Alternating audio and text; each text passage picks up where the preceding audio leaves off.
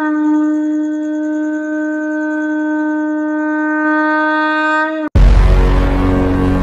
नमः शिवाय। ओम नमः शिवाय।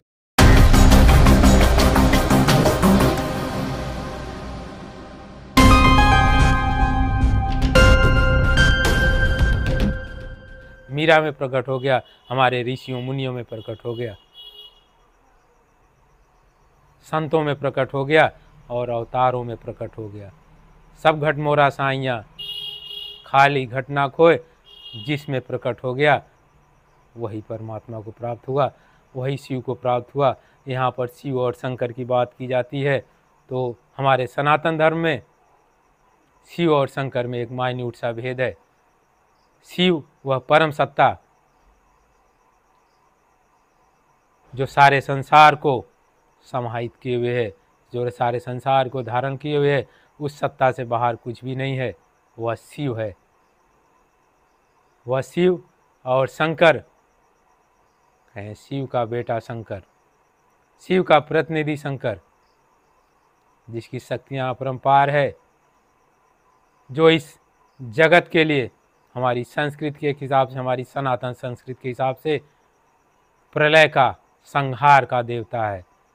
शिव तब तक संहार नहीं कर सकता जब तक इस बगिया को बचाने का एक भी रास्ता हो। शिव तब तक संहार नहीं करता है इस जगत का जब तक वो अंत में ये समझ जाए कि ये जगत इतना सड़ गल चुका है कि अब इस जगत को नहीं चलाया जा सकता। तो शिव का संहार स्वरूप सामने आता है, शिव का तामस स्वरूप सामने आता है। अपने तामसी गुणों को धारण करके शिव अपने क्रोध की अग्नि से तांडव करते हुए इस सारे संसार को भस्मीभूत कर देता है।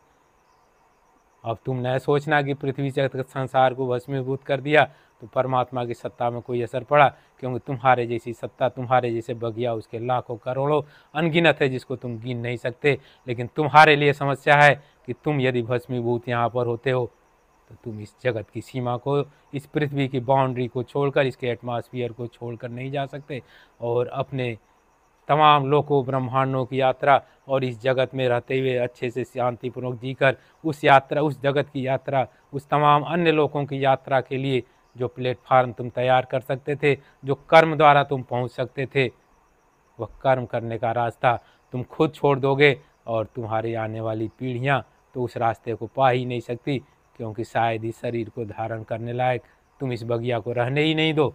ये पृथ्वी लोक की बगिया को इतना प्रदूषित कर दो, इतना ज्वालामय कर दो, इतना तापमय कर दो, इतना कलुषित कर दो कि इसमें कोई इस शरीर को धारण करने की क्षमता, कोई भी इस शरीर को धारण करने के लिए योग्य ही न हो।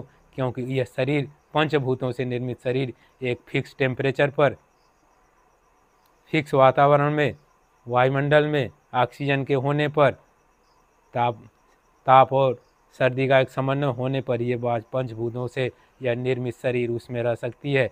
और इनमें से किसी भी भूत को, इन छित जल पावक गगन समीरा, इनमें से किसी भी 5 तत्वों में से एक भी तत्व को यदि यह शरीर धारण करने की क्षमता नहीं है तो इस शरीर का निर्माण नहीं हो सकता। और तुम इस जगत में रहने वाले सारे लोग सूक्ष्म रूप से होगे, लेकिन सूक्ष्म रूप से क्या होगे, दैत्य होगे या दानव होगे। जैसा तुम जगत निर्माण करोगे वैसा ही तुम उस एटमॉस्फेयर में जीने के लिए बाध्य होगे। तो इस तरह से हम देखते हैं कि शिव और शंकर में, शिव का प्रतिनिधि शंकर है, शिव के गुणों को धारण करने वाला शंकर है।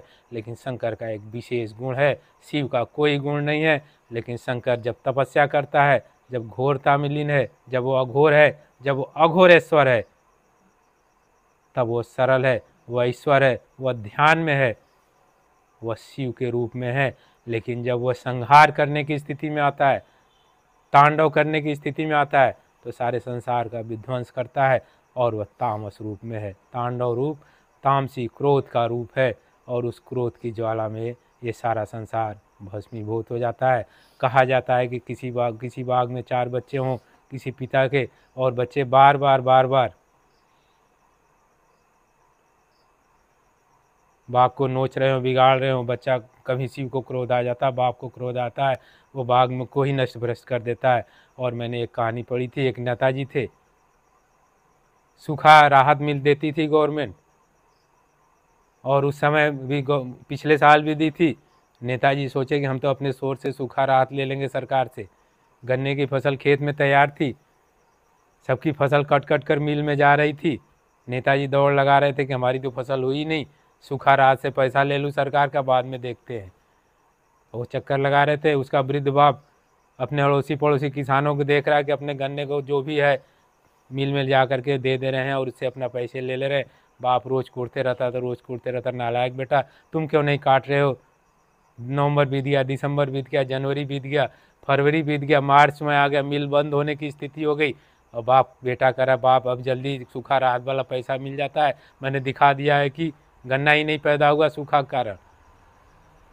और बाप को रोज़ कहते कहते एक दिन क्रोध आया और वो सूखा राहत के लिए नेताजी गए थे बाहर, उसको कहते कहते क्रोध आया कि सुन नहीं रहा है, माचिस लिए और सारे गन्ने में आग लगा दिए। देखे सारा गन्ना भस्मीभूत हो गया।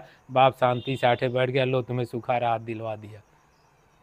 यही चीज़ है शंकर, जब अपने बच्चों को शिव अपनी बात शंकर के माध्यम से अपने बच्चों को समझाने की कोशिश करता है कि अब भी समझ जाओ, समय है, ये सारी पृथ्वी नाश के ढेर पर तुमने जो बना रखी है वो नष्ट हो सकती है, दारुण कष्ट में जीव जा सकते हैं। तो वह अंतिम प्रयास करता है और उस अंतिम प्रयास के तहत ही उसने जो है यह प्रयास किया है और एक और कार्य को बीड़ा में उठाया है जो पहले से भी करते आ रहा है।